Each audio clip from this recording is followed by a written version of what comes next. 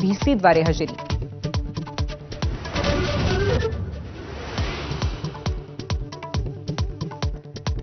अर्थसंकल्पीय अधिवेशनाचा आज शेवटचा दिवस. अधिवेशनामध्ये आज संविधानावर चर्चा.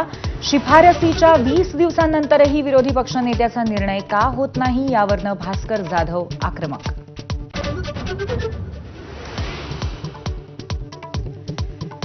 नागपूर हिंसाचाराचा सत्यशोधन अहवाल काँग्रेस मुंबईत आज राज्यपालांना सादर करणार. काँग्रेस नेते माणिकराव ठाकरे यांच्या नेतृत्वात काँग्रेसकडनं नागपूर दंगलींचा धांदोळा.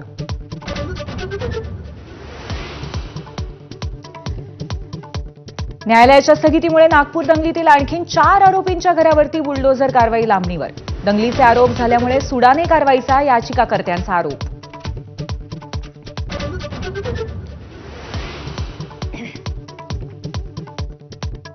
चौकशीला हजर राहण्याचं समन धुडकावून कॉमेडियन कुणाल कामरा गैरहजर. कामराकडनं 7 दिवसांच्या मुदतीची मागणी. आज नवं समन्स जारी होण्याची शक्यता.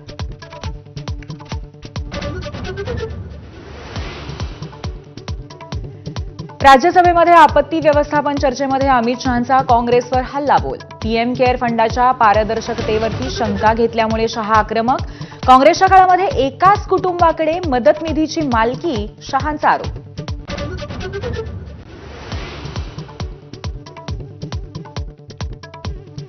वक्फ दुरुस्ती विधेयकाच्या विरोधामध्ये देशभरामध्ये आज निदर्शनं. पाटण्यातनं होणार देशव्यापी निदर्शनांची सुरुवात. सर्व खासदारांना विधेयकाची माहिती देणार सरकार.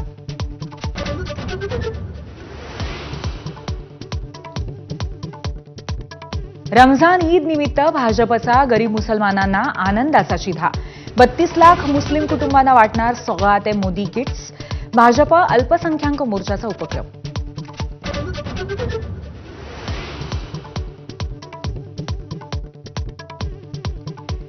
दिल्ली हायकोर्टाचे न्यायमूर्ती यशवंत वर्मांच्या घरात जळलेल्या नोटा प्रकरणी सुप्रीम कोर्टाच्या समितीकडनं चौकशी सुरू. तर वर्मांच्या विरोधामध्ये अलाहाबादमध्ये वकील संघाच्या आंदोलनाचा दुसरा दिवस.